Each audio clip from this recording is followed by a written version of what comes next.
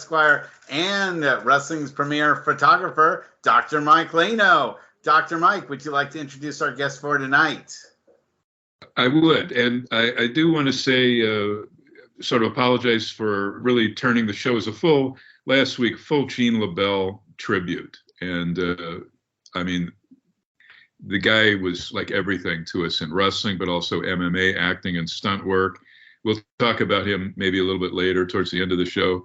But we lost a number of other people in the world. Olivia Newton-John, that movie Grease. I don't know if Darla, who I'll introduce in a second, knows that Grease, the whole exterior scene was filmed at my high school, John Marshall High School, which was right near where all the studios were. So that whole outdoor carnival scene, which was primarily the end of that. We lost Dozer, that amazing producer, musical. I mean, he composed so many of the songs at Motown, and there was quite a few other legends that lost. You know, Gene Labelle hit especially hard.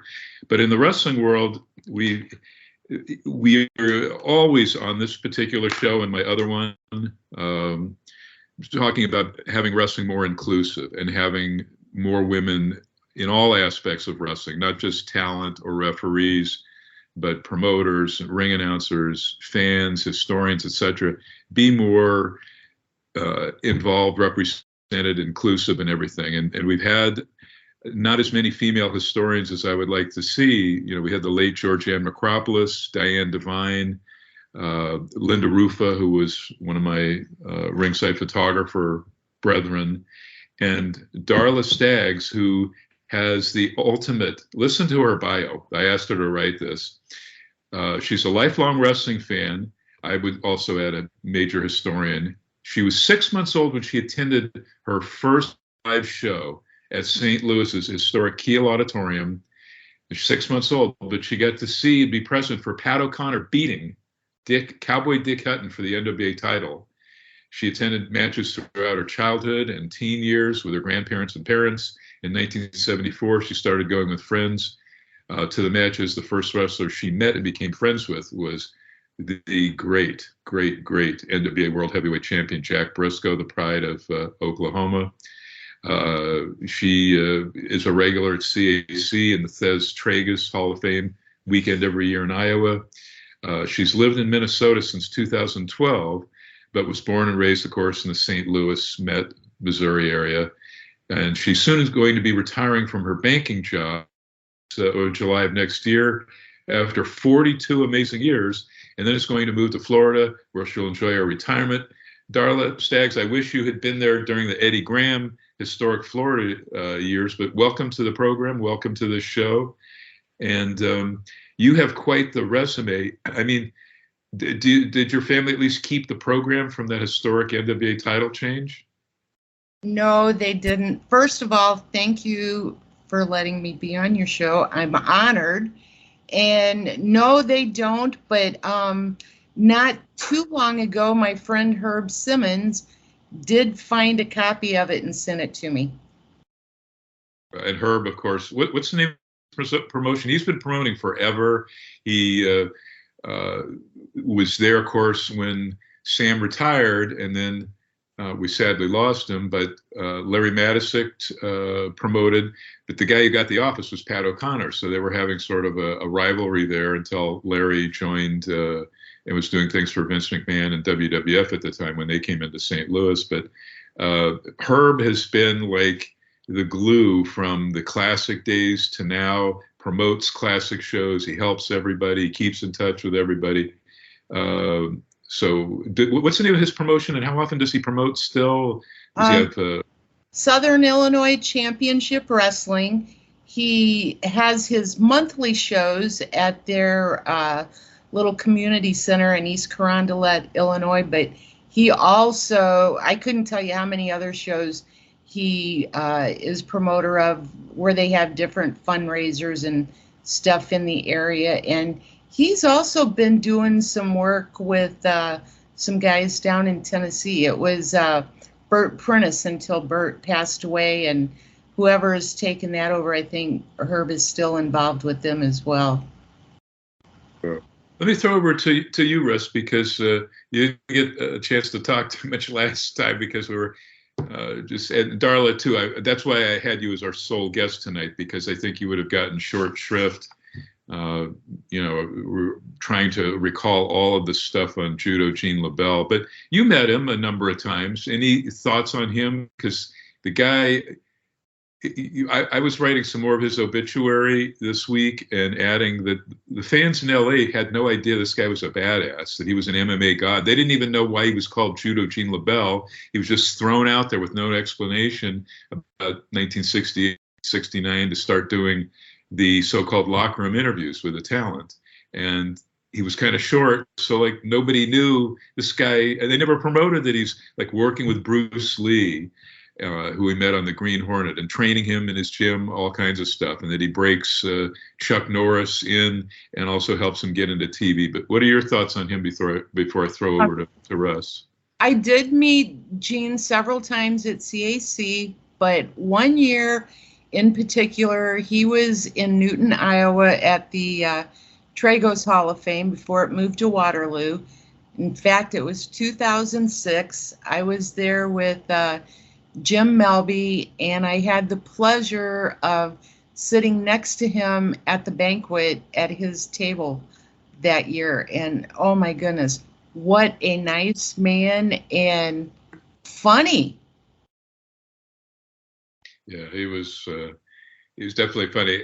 As Russ remembers, every year, for those of us that work with him in the Los Angeles Hollywood Wrestling office, the Cal Eaton, Jewel Strongbow, Mike Labelle office, from about 84, 85 on, he would send his annual Christmas card, his holiday card, but it would have a new patch, like a 3x5 inch patch with a caricature of him doing something crazy, like with a thought bubble or a speaking bubble, like a cartoon, cartoon Gene. He'd have stuff like, I need the money, hire me for your next movie. And we get these, so I saved all of them. But Russ, let me throw over to you here. We need more female historians. And, we lost Georgie, but we've got you and Diane Devine. But anyway, Russ. So what would you say is the period of history that you're most interested in when it comes to wrestling? What do you think is your strongest suit as a historian? First of all, I don't consider myself a historian, but I don't know. I like the probably the 70s, maybe early 80s, but mostly in the 70s. And what territories do you feel that you've got the most knowledge of, or that you're most familiar with? Absolutely the St. Louis territory, which was NWA. And we talked last week about how you're friends with Barbara Goodish, right? And for those who are less initiated, Frank Goodish was better known to most of us as Bruiser Brody, and he did a lot of wrestling in that St. Louis territory, did he not? Oh. He did, but in St. Louis he was not known King as Kong. Bruiser Brody, right? He was King Kong Brody. I do remember those days. Or Dick the Bruiser, I think. Although that changed when Sam retired. I think he wasn't he primarily on Larry's shows as opposed to Pat O'Connor's when. He was mainly on Larry's shows after Sam retired. But I think Larry actually only had he was just in it for a few months, and then he went to work for Vince. That's what happened in our territory. Mike Labelle, the territory died a long, slow death with some good and not so good bookers. But December 82, he sold our territory a good year plus before he ever went national. Mike Labelle sells the territory to Vince McMahon Jr. in December of 82, which sounds kind of insane because he still hadn't started rating talent and, from all of them, particularly the AWA and Mid-Atlantic and so on. But Mike Labelle was promised something that Larry actually got, in selling it. Mike Labelle even told me, well, Vince told me that since I was such close friends and associates with his dad, and they were, Mike Labelle was in Vince McMahon Sr.'s hip pocket for a time in the 70s, but he was promised to be called like the local West Coast promoter. But that really didn't even last too long. It was supposed to have lasted for a couple of years, and it didn't last. But Larry, did you ever talk to Larry? So he went to work, and I guess he was doing local promotion and maybe I'm not sure, running the room and stuff. I'm not exactly sure what all he did for Vince, but so he actually worked for Vince for 9 years, but he also continued to work for Herb. Him and Herb ran the local promotion there, and Frank worked for Herb's promotion for years. Well, in fact, I think he was at Herb's show like the weekend before he died. Tell me about some of your experiences with Frank, or if I can call him Bruiser or King Kong Brody. You can call him Frank. Well, this is what's really strange. As close as Barbara and I are, I was never friends with Frank.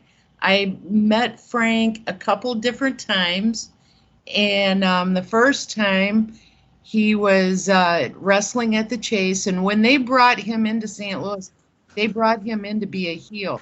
Well, the St. Louis fans wouldn't allow it. They cheered him from day one. So I was at the Chase, and I was giving David Von Erich a ride to the airport. And so we get in the car, and he says, Darla, he says, there's somebody else, it's still kayfabe back then. He said, there's somebody else that needs a ride to the airport. He's going to the same place as me. He said, do you mind giving him a ride? I said, no, that's fine. So he says, well, just pull the car down the street and around the corner so nobody sees him. And I'm like, all right, what's going on? All of a sudden I see in the rearview mirror, here he comes. And I'm like, holy cow, this guy's going to get in my car. And he got in the car, and he introduced himself as Frank.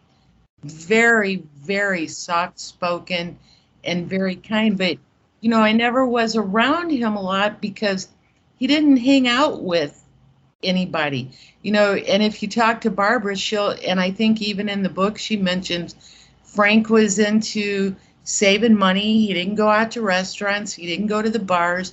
He would go back to his room and have his can of green beans and can of tuna. So he just didn't hang around with any of us.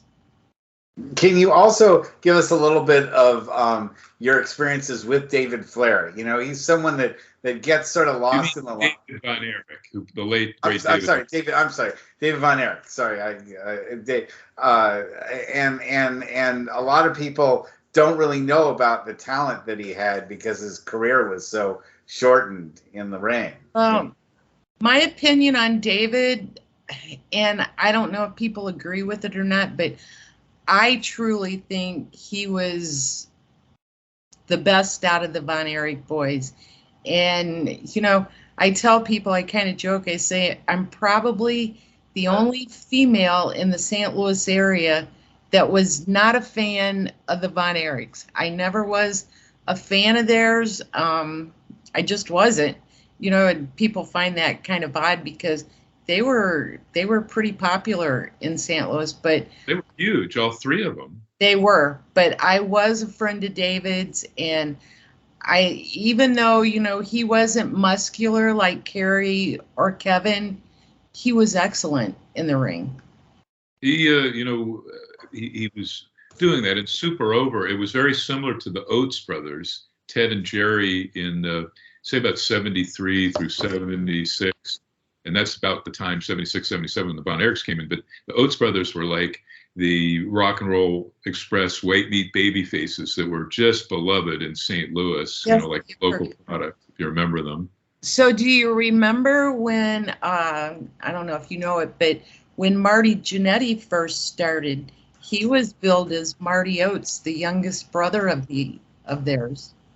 I didn't know that. A third one. Did they ever have a six-man person match with Marty in there? I don't remember. He didn't wrestle in St. Louis very much, But when he first came there, that's what he was known as. I don't know if Ted and Jerry trained him or what, but he was Marty Oates. And Shawn Michaels, the very first strap he ever held, to my knowledge, and he said it, he agreed, as did Woody Farmer, was for Bob Geigel in KC, Kansas City, with Woody Farmer. The very first singles or tag, and this was before the AWA or any of that stuff, because he was there and on the cards. Do you recall him? Did you also go to Kansas City? Like, they had great territory and all of that affiliation with Geigel and Harley and Bulldog Bob Brown between the KCs and it was called the St. Louis Wrestling Club.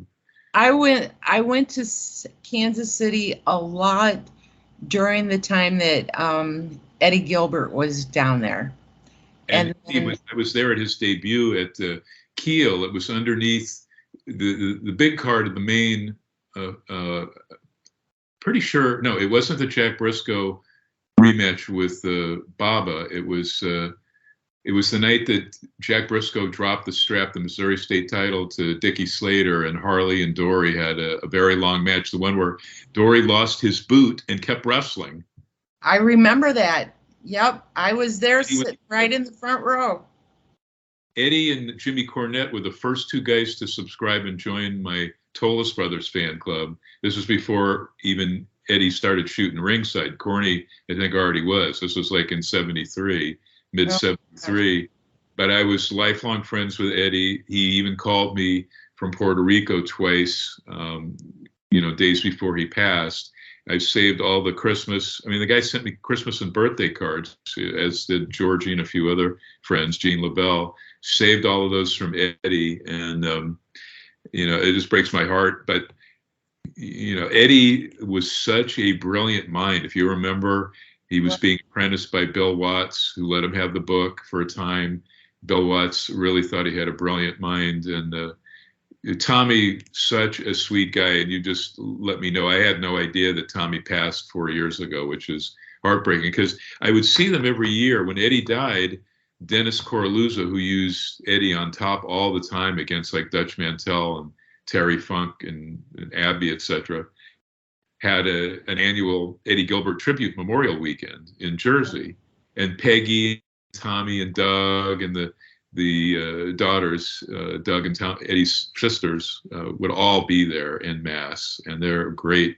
Talk about great families that don't, we normally think of the Anawahe, the Peter Mavia's family and the Harts and the Von Erichs and Bob Armstrong's family, but there's quite a few other good ones. Yes. And one thing I want to bring up that's very cool, speaking of St. Louis, and it all ties in with you there. I don't know if you're going, but Billy Corgan, again, Smashing Pumpkins rock god, who has enough money and ethics and stuff. He's running NWA. He's having a second big weekend next weekend in St. Louis, as you may know. But I was talking to Baby Doll, Nicola Roberts, who she wants people to know, and I didn't think what a huge family she has. She was the daughter of two outstanding wrestlers, Nick Roberts and Lorraine Johnson. And Lorraine's middle name was Ann, so that's where Nicola, and she thinks she's the only one in the world with that name. It was a combination of Nick and Lorraine and Johnson's, L.A. That's where the L.A. came from. But now Baby Doll, Nicola Roberts' daughter, is wrestling. Nicola started wrestling in Dallas for the Von Erichs as, they initially billed her as Andrea, the female giant, which she hated. And then towards the end, before she started becoming a valet, she was actually wrestling under her own name. She kind of didn't want to diss Andre at all. But then she married Sam Houston, his brother, she married Sam, whose brother's Jake Roberts, the sister Rockin' Robin, who held the WWF Women's title, their father, Grizzly Smith, who had another brother in the wrestling business.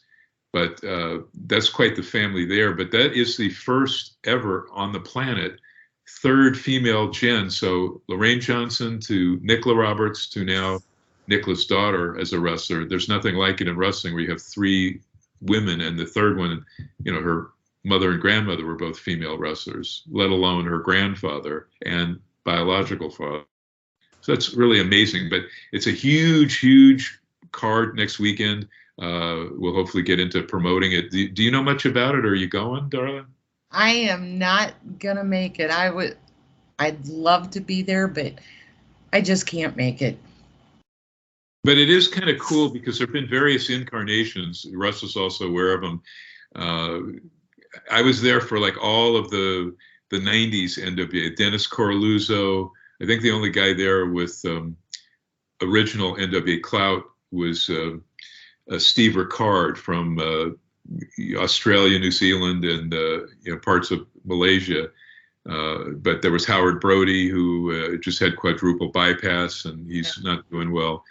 And then there was, and there was a bunch of territories. I think David Marquez then tried to work with Simon Inoki on the NWA, and like even the Russ APW had like an NWA affiliation. All of these indies around the country, and then it all fizzled for a good 15 years, and now Billy Corgan has resurrected it. And you can't really claim lineage to Sam's true NWA, but it's nice that they're doing all of the little nuanced things to make it as close as possible. This will be the second time they're going back there. They had the historic thing with Flair and Medusa and everybody at the Chase. But I don't think it was the original venue where I shot the TV. The TVs were the TV Saturday or Sunday afternoon, evening for Wrestling at the Chase. They were taped on Sundays. So were you at those when they were actually in the TV studio? Yeah. For 75, I think was Ox. It was the weirdest thing. I had no idea why they just had a heel match on TV, free TV, out of the blue, Von Raschke against Ox Baker, with like no buildup. They just threw it out there. But I think that was the year 75 that I shot the first time in the studio. So where they're actually having this at is in the Corazon room at the Chase Hotel, which is where they were actually filmed starting in 1959. So that is the original, and the TV studio was connected to the Chase Hotel. It was owned by Ted Koppler. Oh, was he the guy that owned the? Now I should mention too. Russ doesn't even know this. The one and only convention I threw. I spent about a year in the making of it. And that might bring me into, I don't even want to mention it, but Harry White did help me out a number of times, but then he got his claws via Julie O'Connor on the Missouri State title belt, which I've been checking. It's still in Japan. He ended up getting it. She just gave him that stuff in the Central States title belt. Unless you've heard differently, it was sold to a Japanese fan. Harry sold it. I have no idea who it was sold to. And then Mike Rogers, who you know from Oregon, who we honored in 2019, he got the Central States tag belt. So you at least know it's in good hands. And I think, he's going to be donating it to the Iowa Museum. But you came to my it was May of 92, not 91, the Sam Muchnick tribute weekend, the 3-day thing. Yes. And, it was a lot of fun. And a lot of folks don't know, because we had all the surprise stuff, like the transition. So Jack Lanza at WWF brought down a ton of talent, including Backlund, and a lot of it was during the day. They weren't all at our evening functions, but Barry Windham, Kurt Hennig, Mike Rotunda, Kamala, Ted DiBiase. But Backlund and DiBiase honed in on wanting to sit down and talk to Killer Kowalski, who was a huge legend in Tri-WF and WWF. But Toots Mont's widow, who was very instrumental in Vince Sr.'s earliest years with Jess McMahon, etc. Toots Mont widow was at the event. Did you even know? I don't know where she came in from, so I'm just assuming she lived in St. Louis proper after he died. I have no idea. Major.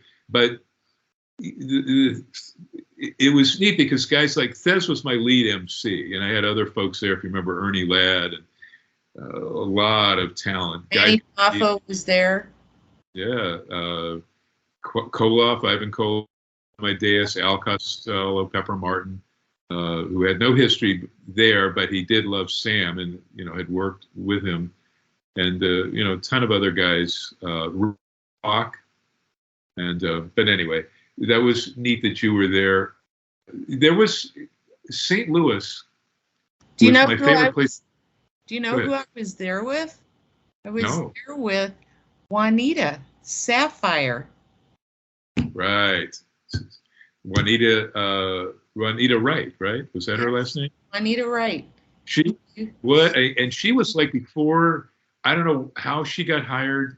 Do you know the story how she got hired up there? Because she was like one of the most famous, visible, out there St. Louis fans. Yeah, everybody knew Juanita, and she had already been in the business. She was actually the first female referee in the state of Missouri. She also wrestled. She actually wrestled as Princess Dark Cloud for Herb Simmons. She did that for years, and during that time with Larry working for Vince, I guess Vince had, told Larry what they were looking for, and Larry says, "I got the perfect gal for you." And, Larry and her had kept in touch, and he called her and said, "This is what we got. Are you interested?" She jumped at it. Vince flew her up there, and she met with, I don't know who else she met with, but they hired her right on the spot. That was supposed to have been a rib on Dusty for whatever reasons, but she was such a sweetheart. When I went in a couple of times to shoot Debbie Combs and Cora's little indie shows, they weren't little, they were always packed in Nashville. She came in to manage Cora and Debbie as the babyface against Donna O'Day, and I forget the other female heel, and was this over, she was over everywhere she went. She was a real character and real sweetheart. So I didn't even know she was there because, running around, if you've ever, I don't know if you've never thought a convention. You've been with me at conventions, good and bad, but that one was nice because the wrestlers all trans themselves in. They paid their way. They paid for their hotel, their meals, the awards dinners and stuff. Oh, not because of me, but because of Sam and their love of Sam, and they wanted to be there. And that just shows you how much everyone loved him. Oh, he was a great man. When I first came in, 73, he was like Paul Bosch. He said, "Do you want to take some pictures of me in my office?" And do you remember? Did you ever get to go in Sam's office? Or I was at his office once. There was some memorabilia and stuff in there. I have the pictures. I should have brought them up, but that I can send you. And while we're doing, I'm doing this serious interview for Norm Keitzer and Jim Melby's magazines with Sam. Ox Baker came in. This was during the day, and he started doing shtick, even though he was in his street clothes. And Sam was like rolling his eyes because Sam had so much credibility, more than any wrestling promoter I can think of with the sports world, because he was a baseball writer.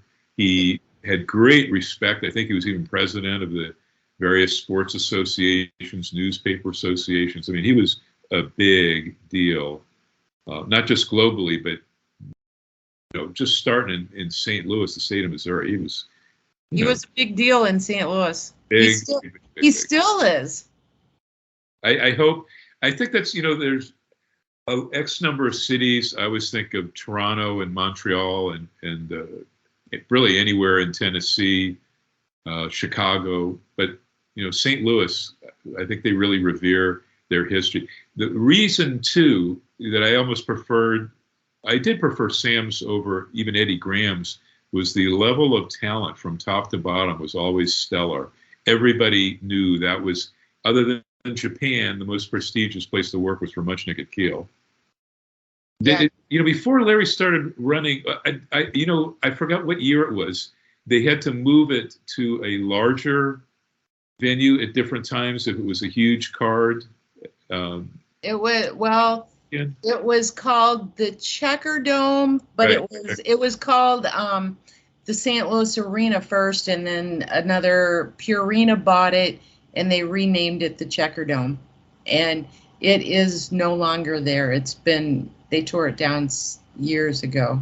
The original keel isn't there, but they have a newer keel. But do you remember the or what would be max attendance at the original keel and the original, max attendance per dome? I think the original keel held like between 13 and 14,000, and the arena held like 21,000. Do you remember the earliest cards that were at the Checker Dome? Was it just, because the matches were always big time. Even at its TV, you remember that, wasn't it, I think it was at Wrestling at the Chase where Kiniski and Jack Briscoe faced the Funks. And that wasn't at one of the big venues. That was on TV. Yeah, that was TV. That is, you don't really get bigger than, in terms of legends, than 4 NWA champions in one match. But and Sam, he didn't have a lot of cards at the arena, but, he knew when he was going to have a major card and needed more space, and he would sell it out. Were you at his retirement match? No, sadly I was not. What was the show? Was a lot of big names came in for that. I was there for the Bruno Harley race Broadway, which was Bruno's really, to my knowledge, his only NWA challenge. But that particular tour there was so big. It was when Bruno had asked McMahon to take the strap off him the first time. And Bruno had, between 71 and December 10th, 73, when he, took it back, he was begged to come back, took it back from Stan Stasiak. But he had that period when he came in for, I don't know how many, 5 total keel cards for Sam. The first one, I think, was against Dick Murdoch. And then didn't he take the mask from Dr. Big Bill Miller? And then the Koloff match. And then I guess maybe it was just 4. But did Bruno wrestle at the Chase on TV or no? I don't think he ever wrestled on TV. But the fans knew their wrestling to know this was a big thing, Bruno coming in. Yes. And Larry made sure of it because the programs, and Larry wrote the programs from start to finish, and I'll throw over to Russ. But they were, for that period of time, they were not markish. They were not talking down to fans. He was treating them as well-educated people. And, sure, he was like putting over stuff, but he did it in an intelligent, respectful way, which I didn't see with anybody else's programs, to be honest. And then, obviously when Norm Keitzer and Jim Melby took over nearly everybody's programs for a time in the latter part of the 70s, they had, good text. But for local, I never saw anything to that level where you were not treating them as marks, but as human beings and educated ones at that. Larry did a very fine job. Larry was a great fit, but look at some of those other announcers there. Erich Yola and his brother Mickey, but they work for Sam. Joe, baseball legend, who then becomes host of the Today Show with a number of other folks. Do you recall that, or were you too young? Do you remember when Joe was Mickey? I was too young because you had to be 16 years old before you could ever get into the Chase because it was, such a small place. So by the time I started going to the Chase, it was Mickey Gragiola and Larry doing it. So I never had the opportunity to see the others. And last thing, for those annual NWA conventions, I don't want to forget this.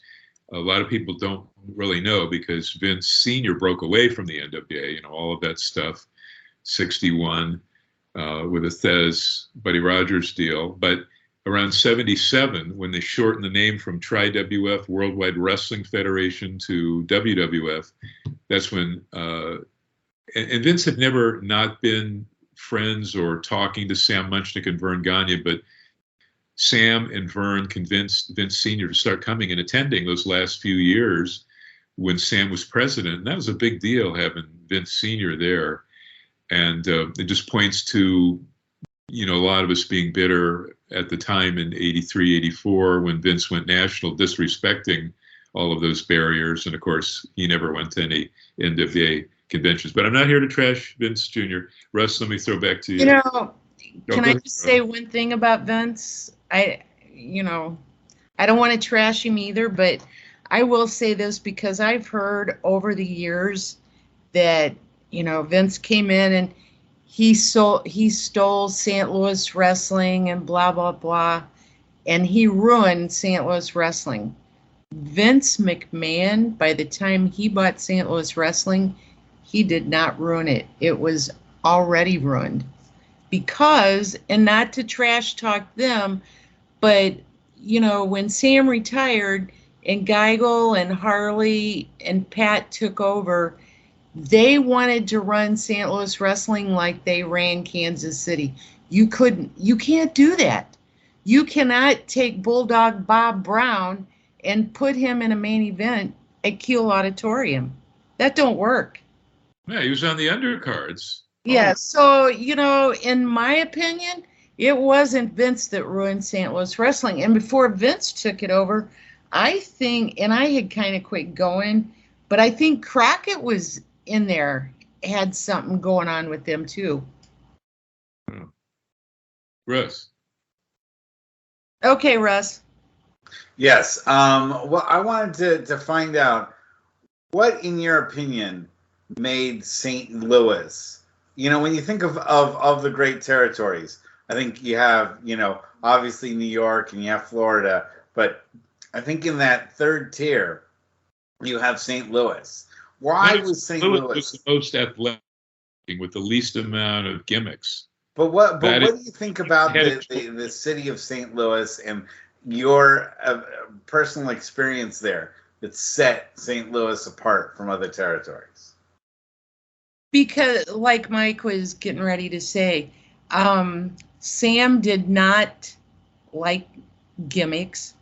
He didn't have, he had the Sheik, I think, on maybe 2 cards, and, he starts throwing the fire. That's not Sam's thing. And the people in St. Louis, they were so used to the way that Sam did he had all of the number one guy. There wasn't anybody that he didn't bring in. And I've heard some of the guys say they would fight to get on a St. Louis card because Sam, not only did he treat them with respect, he would, when it came to payoffs, he would tell them what their payoff was going to be.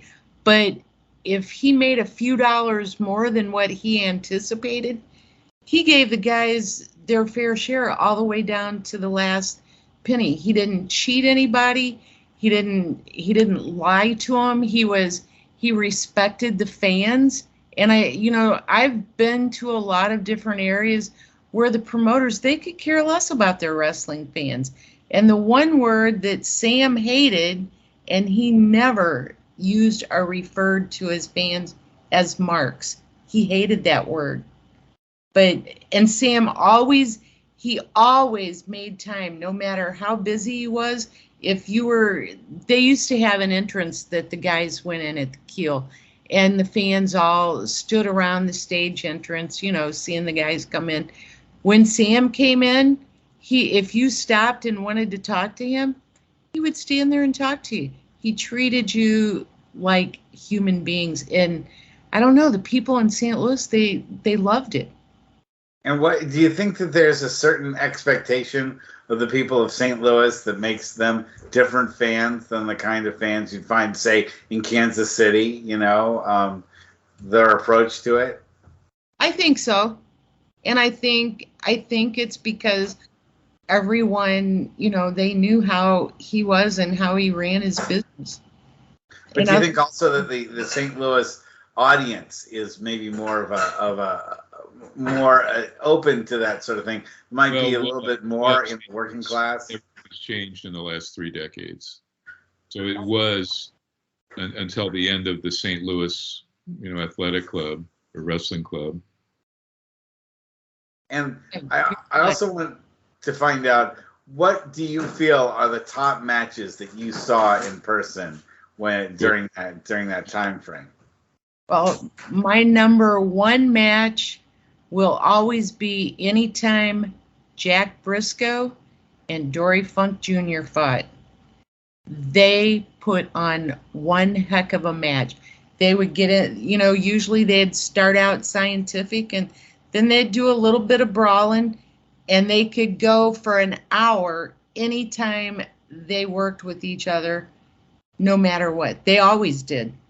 So that is my all-time favorite match.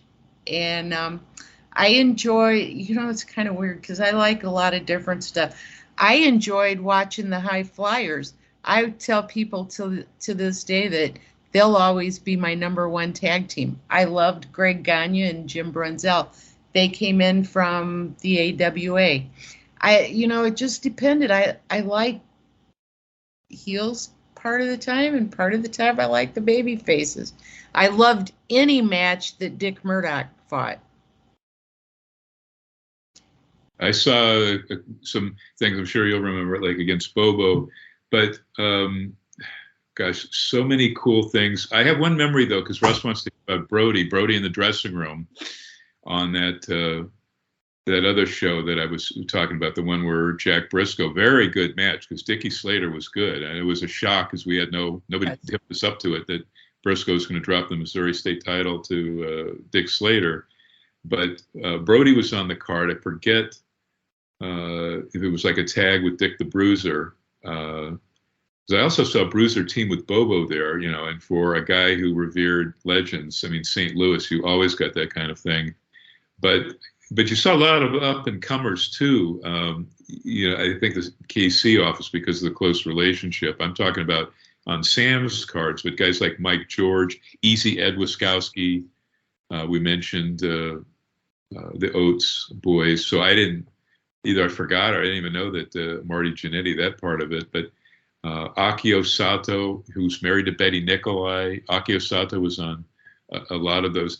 But yeah, were you already physically going when like Johnny Valentine, and he was, heel in many territories, but when he turned face in St. Louis, it was big. He'd have matches with guys like Harley Race and Bruiser that were just absolutely incredible for that time period. I saw him a few times, but that was before I started. So when I turned 16 is when I did not miss a match at the Keel or the Chase from the time I turned 16 till the time Sam retired. But I remember Johnny as a kid and seeing him on TV. I don't know if you remember this guy or not, but when I was really young, my favorite was John Paul Hennig. Oh, yeah. No, he was a big deal in St. Louis. As was. If they were big, they came into the Keel. And often if they were, over with the fans, but also excellent technicians. And one thing I want to say, or two things, and you can comment on them, was during the summers, I think it was, Sam wouldn't run and he would show other promotions TV during the summers. It was incredible. He even showed Chic TV. And I recall the Chic thing was Sam told Eddie, it was more some business because Eddie was battling Dick the Bruiser in that territory war in Detroit. So he came in, it was more a business thing. But Sam told him, he didn't want any brawling outside the ring, which Chic was infamous for. And I think like the first thing he did I think it was at the Chase. I forgot.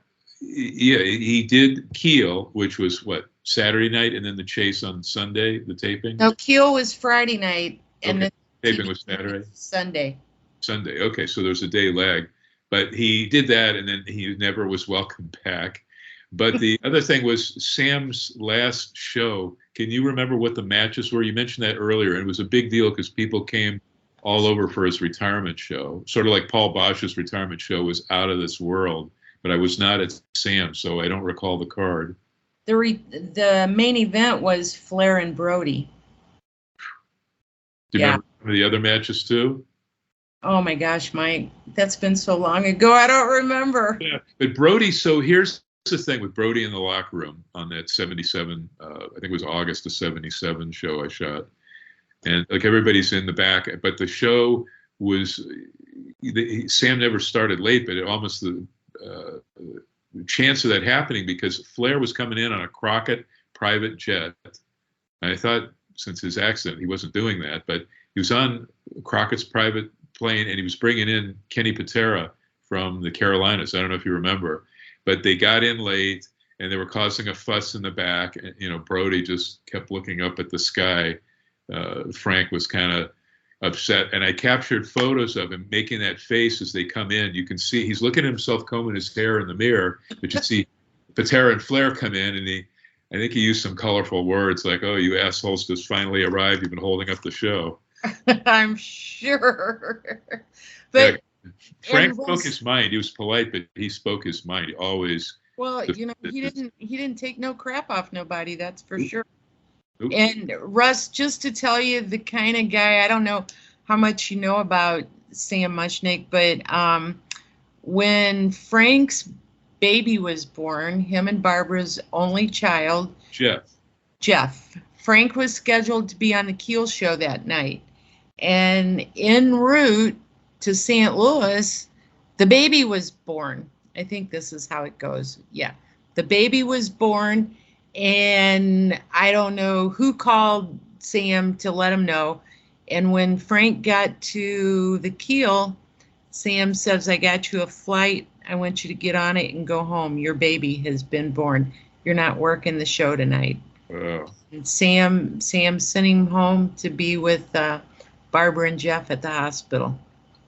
I mean, You don't see that much humanity from promoters these days. No, not at all. Never. No. There was another guy who was beloved, and I'm sure you met him, Papa Gus Karras, working for Geigel. Everybody loved him. He was a promoter for some of the smaller towns like St. Joseph, etc. But he was beloved. Paul Bosch, definitely, and Tunney in Toronto. And I really, maybe Eddie Graham, because people just respected the hell out of him, but he was difficult to talk to, not like Sam or Gus Karras, or definitely Bosch was a sweetheart. I don't know if you got to meet Paul Bosch. I met Paul Bosch.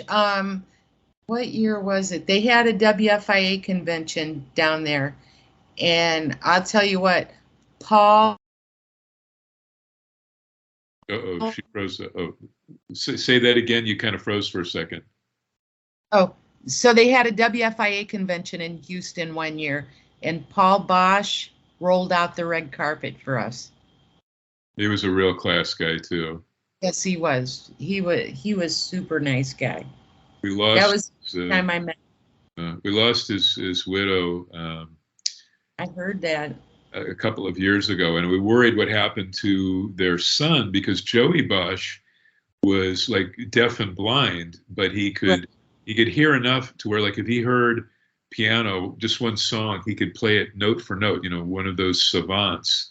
And at CAC, when we were in LA, all of those years when I started going in '87, they were always a presence. And then when Paul passed, Valerie and Joey came, and he would be like playing the piano and singing before the meal, before everything started, and then during the interim, when people are at the bar, before the awards were given out. And we worried what would happen to Joey when she passed, but she was a sweetheart.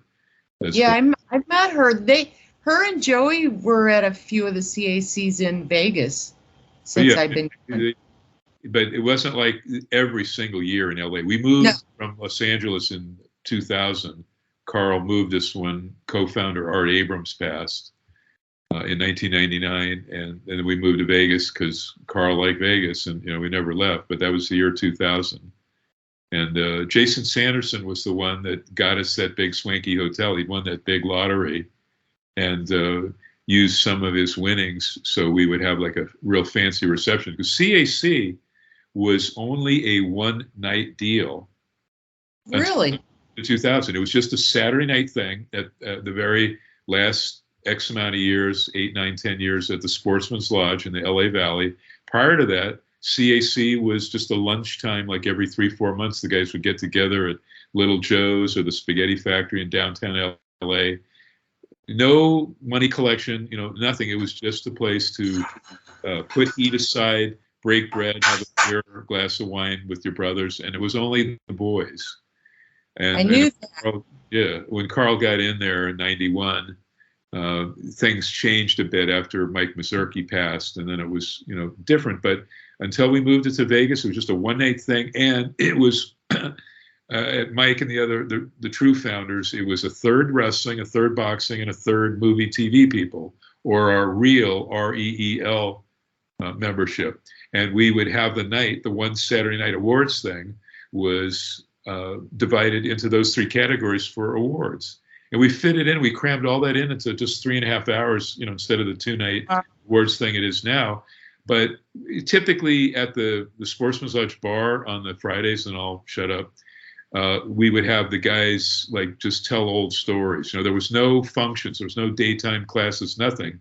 But one year, I think it was '87, was when Piper, Fred Blassie, and John Tolis, who were doing the state-of-the-art promos in their day, they were all trading promos in the bar the Friday night before the big Saturday night, one night only CAC annual thing. And back then on our board, when I was on it, in the 80s and 90s, late 80s, 90s, Maria Bernardi was the club secretary.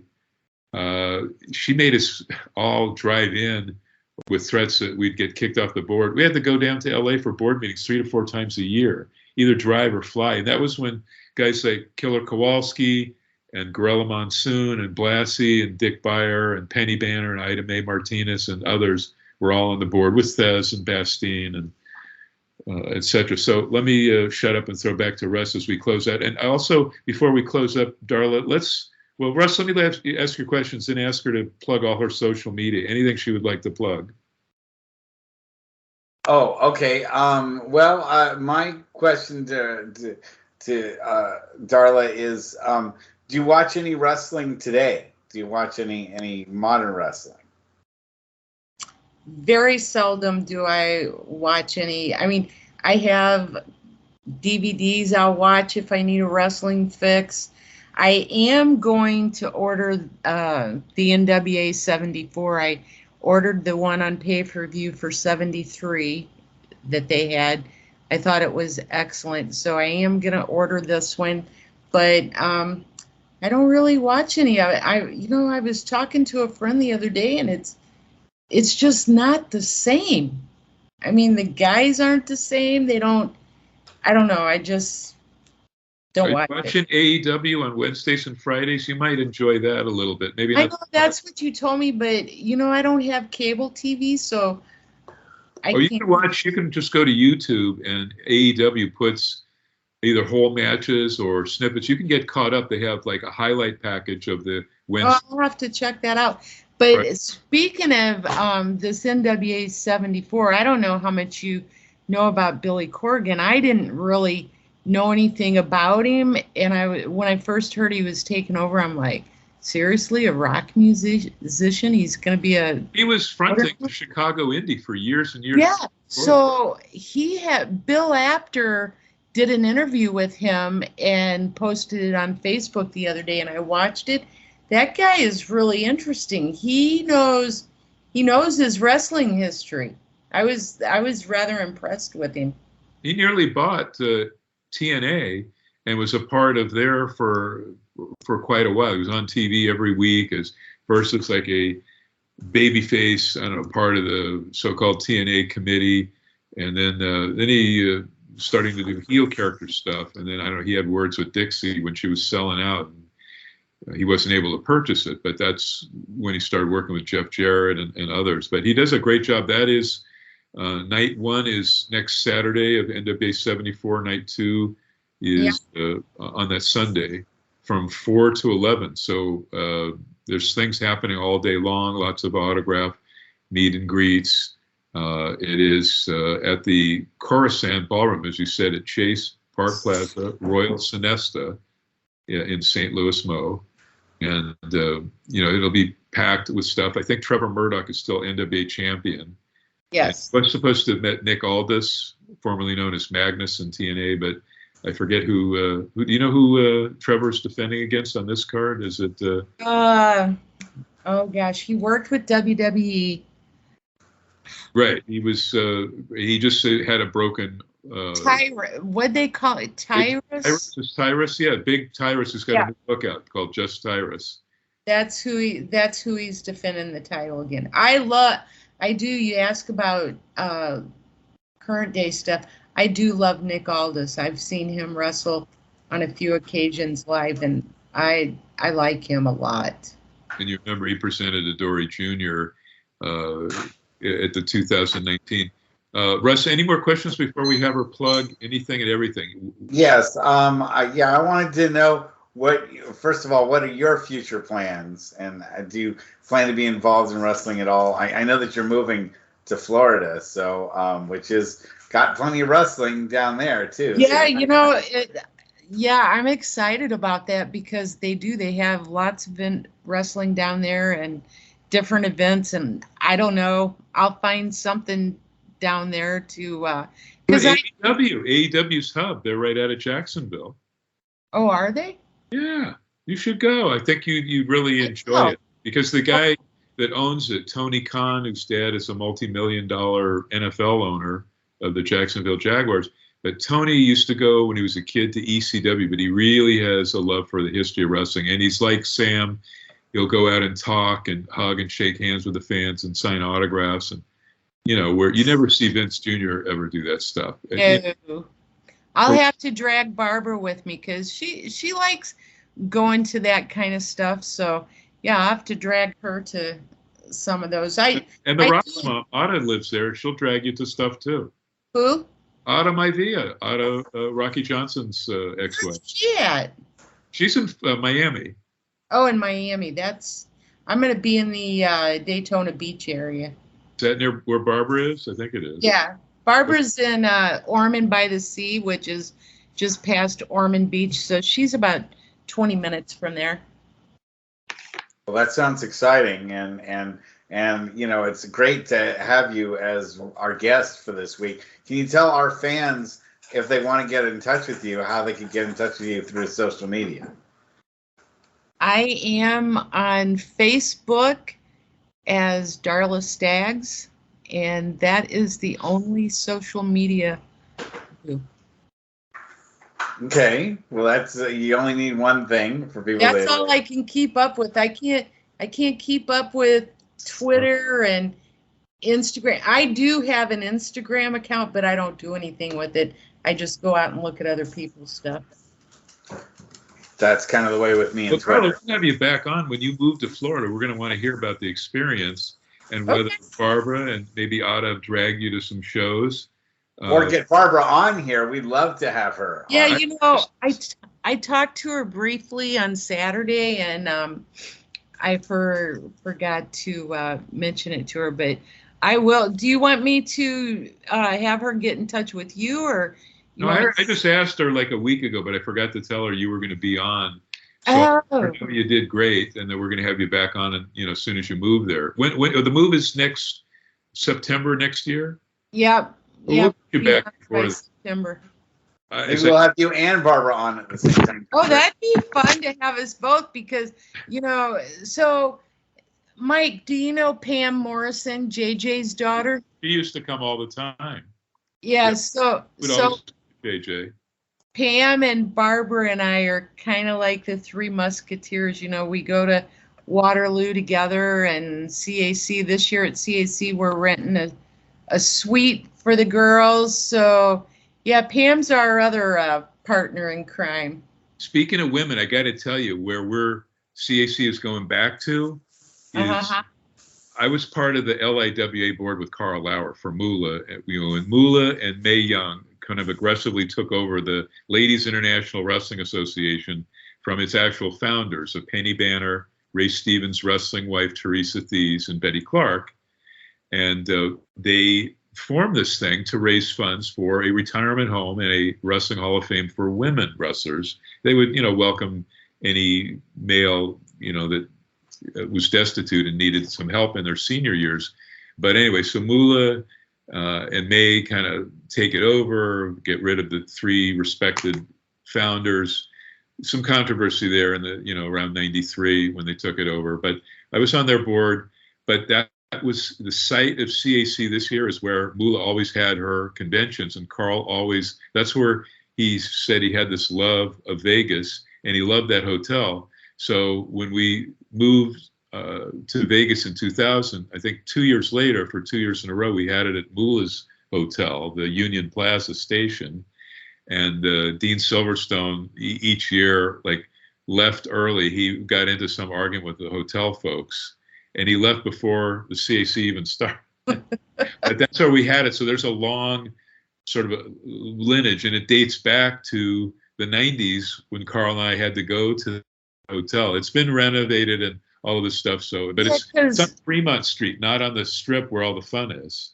Right, because the first one I attended was 04, and it was at the Plaza, and it was okay, but it was right there next to the bus station, and all the homeless people sitting out there was kind of scary, but they tell me that's not an issue either, because if you had a car, because the first year I went, I rented a car, the Plaza didn't have their own parking, and you had to park back behind the bus station and then walk out in front of it. And it was kind of creepy, but they tell me you don't have to do that anymore, but I won't rent a car. I moved there because we've been at I called it the Old Coast, the Gold Coast. Why the move from the Gold Coast? Well, I think from what I understand is the contract was up, and they were just looking for somewhere different to go, and I guess that's what they decided. Well, I'll be asking for a report on it. It's next September, like the 21st or something. But Darla, I'm going to have you back on. Obviously, yes, we'd love to have you. You're very charming, and really appreciate your insight and your input.